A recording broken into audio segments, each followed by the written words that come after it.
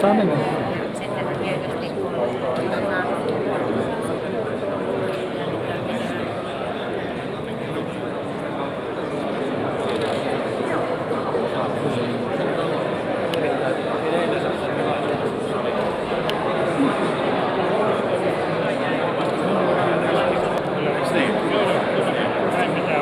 Mutta tämäkin herättää vastustusta. Olen esittänyt, että kummallista pitäisi olla oikeus myöskin hyökkäyksiä. Siis kriisi- ja sota-olosuhteet. Kyllä helkkarissa. Joo, ilman muuta. Ja muuten... Ihan selvästi huomaa, että saatiin huomaa, nyt on hyvä liikenteeseen tulla. Eli te voitte katsoa sopivia paikkoja täällä itsellenne, istumapaikkoja. Että näkee hyvin liikenteen, mikä on halvilla. Herra ja rouva, aivoit saada.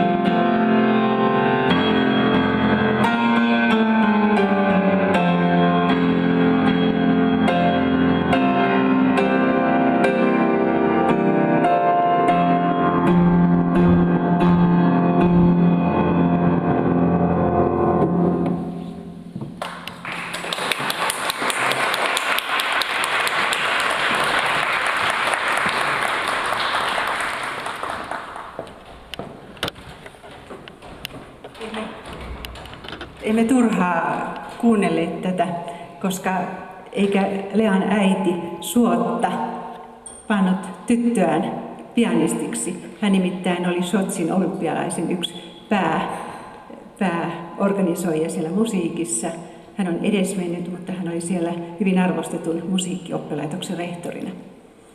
Lea itse on tuolta Georgiasta ja on hän hyvin kovasti tämän musiikin parissa. Ja varmaan yleisö on sitä mieltä, että Lea ottaa vielä uusiksi tämän asian. Se oli niin hyvin. Eikö aplodita Lea uudestaan näyttämään?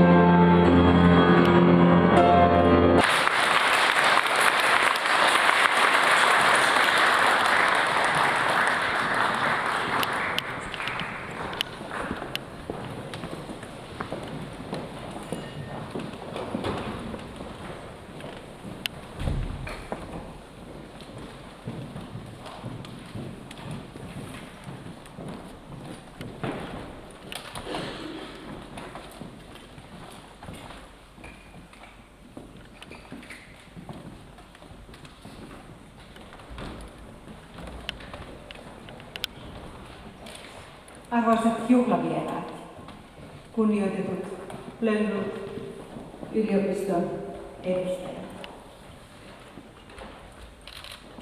Olemme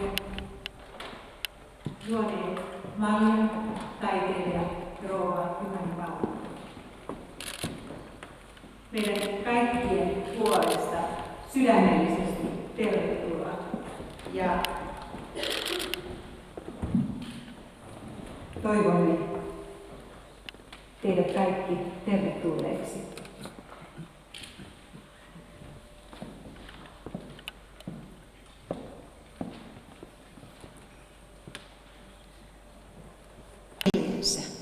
Ja ensimmäinen aviomiehensä olivat kuolleet yhtä aikaa räjähdysonnettomuudessa pian sodan syttymisen ja avioliiton solmimisen jälkeen. Juhanin isä oli ollut koko ajan sodassa, jonka loppupuolella 1943 he avioituivat. Äiti Rauni oli 22-vuotias, isä vuotta vanhempi. Lapsi syntyi 8.7.1944. Pojalle nimen antamisella oli kiire, sillä heidän piti lähteä mahdollisimman pian pois maasta. Niinpä muutaman päivän ikäisenä tämä vasta syntynyt Juhani vauva jo vietiin piiloon ensin saaristoon.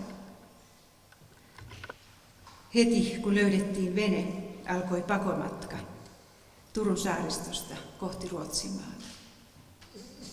Vene oli pieni, avonainen kalastajavene.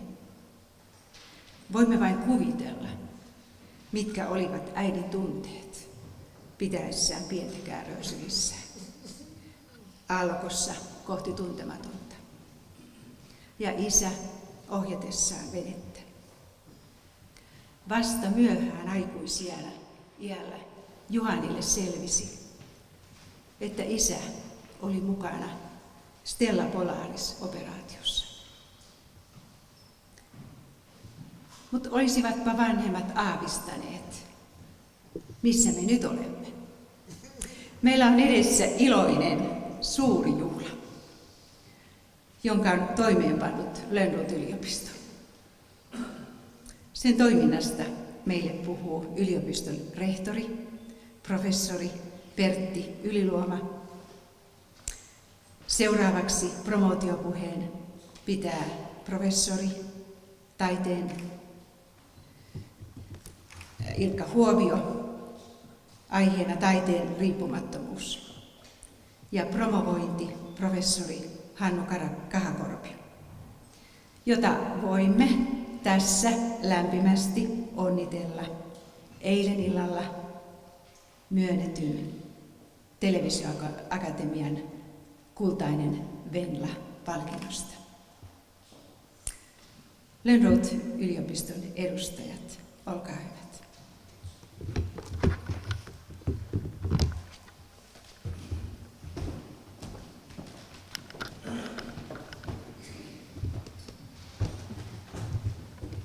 Hyvin paljon kiitoksia näistä sanoista. Arvoisat juhlavieraat, hyvät naiset ja herrat, mina damer och herrar, ladies and gentlemen. Esitän teille hiukan Lönnrotin yliopiston toiminnasta ja luultavasti noin 10 minuuttia, vaan ei tarvitse pelätä kovin pitkään. Ja tässä meillä on ollut näkyvissä jo Lönnrot-yliopiston kotisivu, mutta nyt minun pitäisi päästä no niin, katsotaanpas nyt sitten, se olisi niin kuin mennään previous. Missähän se nyt sitten mahtoi olla. Tämähän melkein menee väärinpäin niin koko juttu.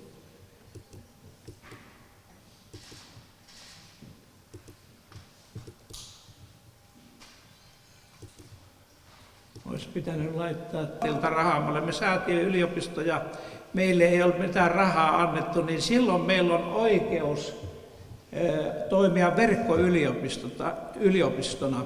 Kyllähän suomalaisetkin vanhat yliopistokin voi toimia verkkoyliopistona, mutta kun mistään opetuksesta ei saa ottaa 3 erikoisosaamista on meillä, että digitaalisen kompetenssin edistämiseen tähtäämme ja viestinnälliseen taitojen edistämiseen, tieto- ja osaamisyhteiskunnan perustaito on tuo medialukutaito ja sitten monikulttuurinen.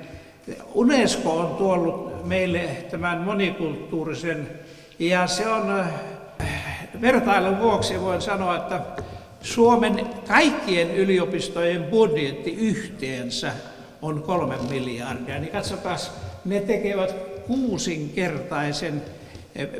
kuusinkertaista bisnestä myymällä osaamistaan ulos Australiasta. No niin, ja sitten vielä on hyvä sanoa, että Australia kun myy, niin ne mainostaa itseänsä PISA-tutkimuksen 3. sijalla. Ja se, jossa Australia oli 3. sijalla, niin mikä oli suomalaisten tila silloin? Osaatteko arvata? 1 se oli, no niin, kyllä teitä varmaan useampikin on sen niin, olihan mä sen sinne laittanutkin. No joo, mutta tässä minä ottanutkin näkyviin tämä Australia, niin tällä tavalla Australia on lisännyt tätä myyntiä, koulutuksen myyntiä ja Suomen kulut minä vaan olen laittanut näkyviin, eli toisin sanoen yliopistotoiminta maksaa noin 3 miljardia. No niin, ja suomalaiset julkisoikeudelliset yliopistot eivät yliopistolain puitteissa voi edes toimia vientiyliopistossa. Meillähän on tämä niin sanottu yliopistolaki, ei saa ymmärtää sitä väärin. Se on semmoinen rahalaki, joka tehdään silloin, aina kun valtio on toisena osapuolena, niin silloin täytyy tehdä laki tai asetus. Et ei voi tehdä vain tavallista sopimusta, vaan valtio kun on, niin tehdään lakia. Niin sanottu yliopistolaki on se, jossa sanotaan, että paljonko sitä rahaa annetaan ja minkälaisesta toiminnasta. No joo. Ja, no niin, tämä kuva on tuossa ollut näkyvissä. Lönnrot-yliopiston kotisivu. Mä huomasin, että tämä näkyy kauhean huonosti. Siellä on www.lönnrotuniversity.com. Ja Lönnrot University, kun kirjoitatte vaan verkkoon, niin kyllä se sieltä heti löytyy. Ja sanoisin vielä näitä, tämän logon on minun vävypoikani tehnyt. Se on he asuvat, tyttäreni asuu Ahvenanmaalla ja tietenkin vävypoika myös samassa talossa asuvat ja hän teki tämmöisen. Minusta oli, että täytyy kunnia antaa vävypojalle, että se teki tämmöisen minun mielestä fiksun logon. No joo.